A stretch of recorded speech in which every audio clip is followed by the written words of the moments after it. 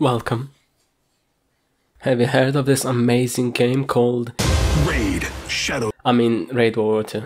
Of course you haven't, there were like 3 copies of the game sold. Welcome to Payday 2, the D-Day simulator, where it's Payday 2 but worse in every single way except DLC. Because we need more of that in Payday. Well, Raid is it's a game, alright? I have nothing else to say. That's the entire review, thank you for coming. My bad, it's not even a game, I don't even know what to call it. I poured 100 hours into the game and still don't know what I'm doing.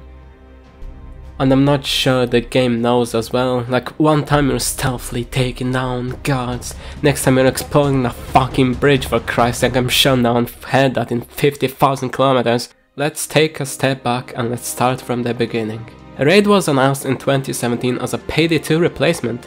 And we can clearly see that went perfectly according to plan. Like most of the co-op shooters, it follows your usual 4 people versus the entire elf's fucking population concept. Nothing out of the ordinary there. Yeah, that's the entire game. There are only 4 playable characters, which you think might be bad because there is no variety. However, Payday the Heist had the same thing, and it turned out great. The heisters would be happy, scared, actually talk to each other, and more. Except this isn't Payday the Heist and you hear the same 2 voice lines over and over. While we're on the topic of characters, it doesn't matter what character you pick, Sterling, Kurgan, Rivet, Wolfgang, whoever. You can pick each ability regardless, it doesn't matter. They have no impact on the gameplay, except Sterling, he's British. And lore-wise, every character has been sentenced to death, might as well throw it in here. What else was in the game? Missions. No one cares about them. There are too few missions, most of which you won't even touch because they are just bad. All these difficulty names are matching it. For example, Gold Rush. You blow up a wall, start burning flags, have the place bombed, take gold, load the gold, take gold to the extraction point, take the gold and walk about 300 meters with it. Fucking dive boredom while doing so, of course. If it would have ended with taking the gold and loading it onto a truck or something, it might have been a good mission, but no.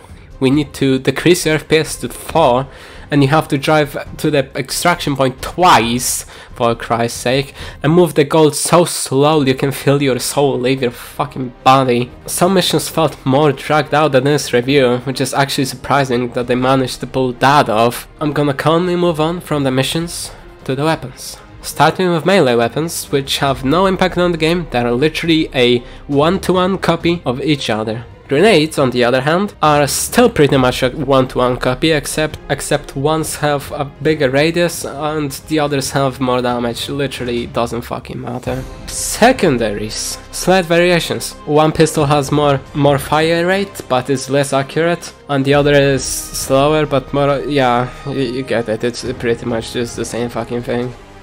Primaries. They are busted. Only 4 weapons really matter, and if you get, let's say, the MG42, the difficulty drops so much it felt like I was playing on normal. And let me tell you about the MG42. Do you think that would actually, you know, like, balance the gun with the very high rate of fire to have, you know, like, high recoil, poor accuracy, very slow reload times?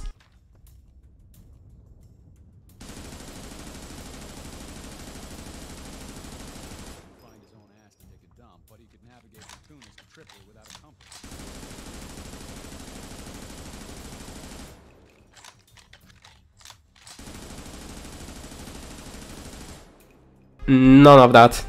Additionally, there aren't many enemy types in Raid. You have your normal soldiers, where they are just there to die in 2 seconds and that's it. Captains, which are soldiers, but they buff near soldiers. We have snipers, which I mean, can you guess what they are? You have flamethrower dudes, and we have spotters, which surprisingly actually do something. They throw a flare. If you do not put that flare out, you'll be fucking bombarded. The only threat is the flamethrower dude, as he can delete you in literal seconds. All other ones aren't like any threat whatsoever. Okay, what else? What else is left? Multiplayer. Yeah, the game is dead. It never took off to begin with, and I can see why. I mean, look, they had a good idea, right? They had $8 million as budget. It went nowhere, pretty much. I'm gonna be honest. Would I recommend the game? No, I mean, kinda, maybe.